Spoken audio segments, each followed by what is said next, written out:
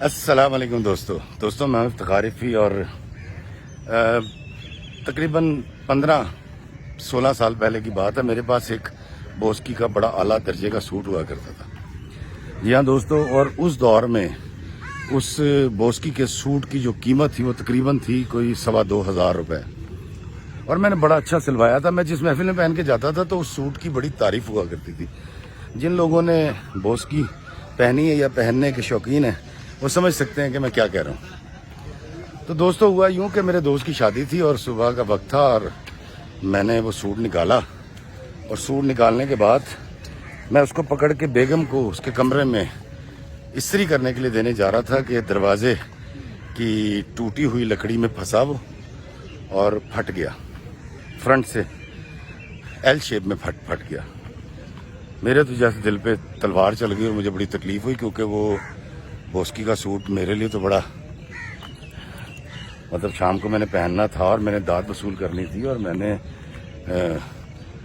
بڑا خوش ہونا تھا اس کو پہن کے. اس کے ساتھ میں نے جوتی پالش کر کے رکھی ہوئی تھی، اس کی وہ جو پشاوری چپل.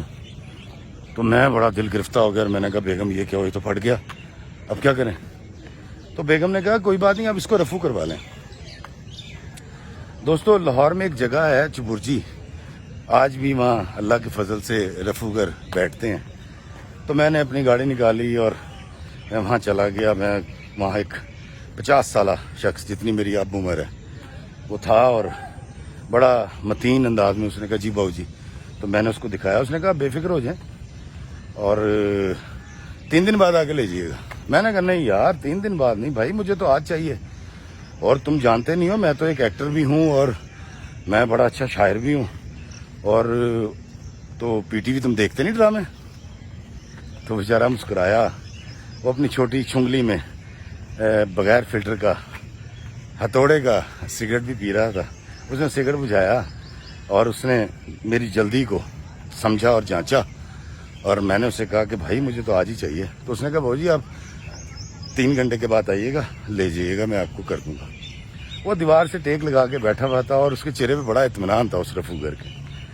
میں نے کہا نہیں یار میں تو کہیں نہیں جا رہا ہوں، میں تمہارے پاس بیٹھا ہوں اور میرے سامنے جلدی جلدی تم کرو، اور کیونکہ یہ بڑا مہنگا سوٹ ہے میں اس طرح تمہیں دے کے نہیں جا سکتا. وہ مسکرایا.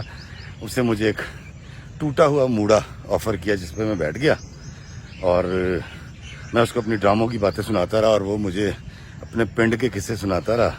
اور اس نے میرے سامنے ہی 2.5-3-4 گھنٹے کے اندر اندر اسی سوٹ میں سے کچھ دھاگے لیے، چھوٹے چھوٹے دھاگے نکالے اس نے، اور چھوٹی چھوٹی موٹی اینک لگا کے اور چھوٹے چھوٹے سوئیوں کے ساتھ وہ لگا رہا. اور کرتے کرتے کرتے کرتے کچھ 3.5 گھنٹے کے بعد جب اس نے سوٹ میرے حوالے کیا اور میں نے دیکھا رفوگر نے مجھے سوٹ دیا تو وہ بالکل نہیں پتہ چل رہا تھا کہ پھٹا ہوا ہے.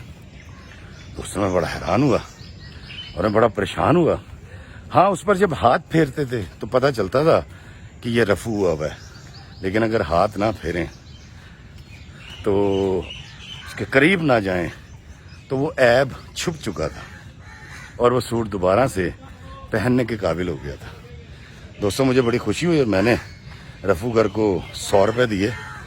میں نے کہا یہ لو رکھو، اور میں جانے لگا تو اس نے کہا باؤ جی گل سنو. میں واپس آیا تو اس نے مجھے 40 روپے واپس کر دیے. اس نے کہا جی میں جو ہوں نا وہ 60 روپے لیتا ہوں، تو میں نے آپ سے بھی 60 روپے ہی لینے ہیں. میں بڑا حیران ہوا کہ بڑا عجیب آدمی ہے، 100 روپے کی بڑی ویلیو تھی اور میں اس کے بغیر مانگے اس کو دے رہا ہوں.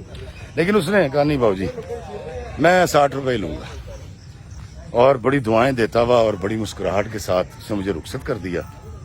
اور میں راستے میں سوچتا آ رہا تھا کہ یار عجیب بندہ تھا، ایمی میری شہرت سے اور میری گفتگو سے اور میرے پیڈسٹل سے متاثر ہو کے مجھ سے اس طرح محبت سے باتیں کر رہا تھا اور شاید تعلقات بنانا چاہ رہا تھا مجھ سے. میں وہاں سے گھر آ گیا، رات کو گیا شادی میں. جب پہنا تو وہی داد وہی تحسین ساری سمیٹی اور میں گھر آ گیا. یہ وقت گزر گیا. آج مجھے جب میں واک پہ آ رہا تھا تو مجھے وہ رفوگر بہت یاد آیا. میرا بیٹا میرے ساتھ تھا اور میں اس کو اس رفوگر کا واقعہ سنا رہا تھا علی کو. تو علی نے مجھے کہا کہ بابا جی کیا مطلب؟ میں نے کہا یار علی تو چھوڑ, وہ آئی ٹی انجینئر بننا چاہتا ہے. میں نے کہا تو ایک کام کر, تو آئی ٹی انجینئر ضرور بن جا اور ڈگری لے لے, لیکن یار تو رفوگر بن جا. تو اس نے مجھے کہا بابا جی کیا ہو گیا, میں ڈگری لینے کے بعد یہ اس طرح لوگوں کے کپڑے جو ہیں وہ, مطلب آپ کیا کہہ رہے ہیں بابا.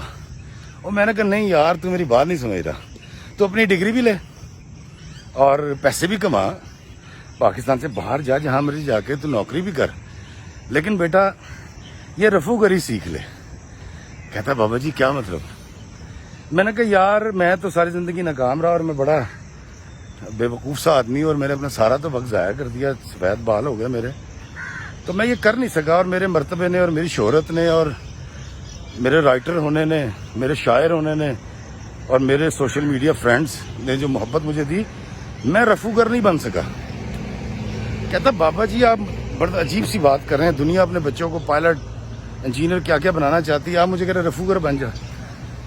تو میں نے اس کو کہا, میں نے کہا بیٹا میں یہ چاہتا ہوں کہ تو ایسا رفوگر بنے کہ اگر کوئی اپنے اخلاق کا چاک دامن تیرے پاس لے کر آئے, اپنی تکلیف لے کر آئے, تو اسی کی زندگی میں سے اچھی باتیں جو وہ کرنی چھوڑ چکا ہے, ایک ماہر رفوگر کی طرح اسی کی زندگی کے دھاگے چن اور موٹی سی اینک لگا کے اس رفوگر کی طرح, اور اس کے اوپر کچھ چند گھنٹے, چند مہینے, چند دن لگا, اور اس شخص کو جو تکلیف میں مبتلا ہے اسی کے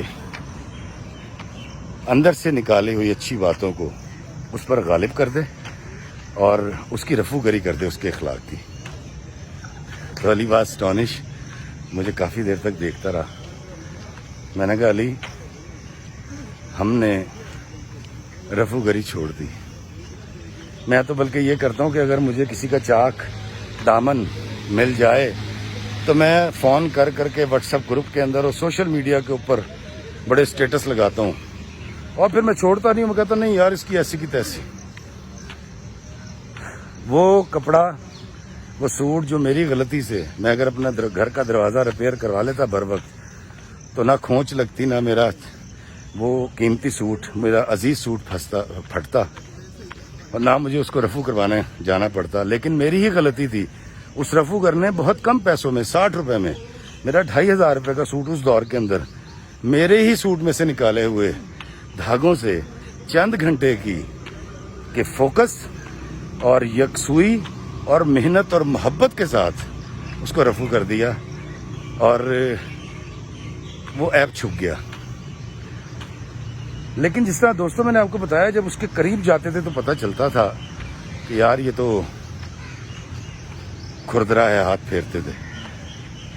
افتخار افی کو تو عادت ہے کہ لوگوں کے اندر گھس جاتا ہے, ان کی ذاتی زندگی میں مداخلت کرتا ہے, اور پھر اندر سے ایپ ڈھونڈ کر لاتا ہے جو دور سے تو نظر نہیں آتے, اور پھر ان کو پھیلاتا ہے, لوگوں کو بتاتا ہے. تو دوستو آپ کبھی دیکھیے گا, یہ جو آپ کے گھر میں, جن کے گھروں میں برتن ہوتے ہیں پرانے میٹل کے, تو آپ کو یاد ہوگا کہ ہمارے گھر میں کلئی گر بھی آیا کرتا تھا, اور وہ آگ جلا کے اور وہ دھمکی کے ساتھ وہ ہمارے جو ہے نا برتنوں کی کایا پلٹ دیا کرتا تھا. ہماری اماں ان کو گندے مندے برتن دیا کرتی تھی اور وہ اس کو چمکا دیا کرتا تھا. لیکن برتن چمکنے سے پہلے آگ کے اوپر گرم کر کے تپش برداشت کرتے تھے.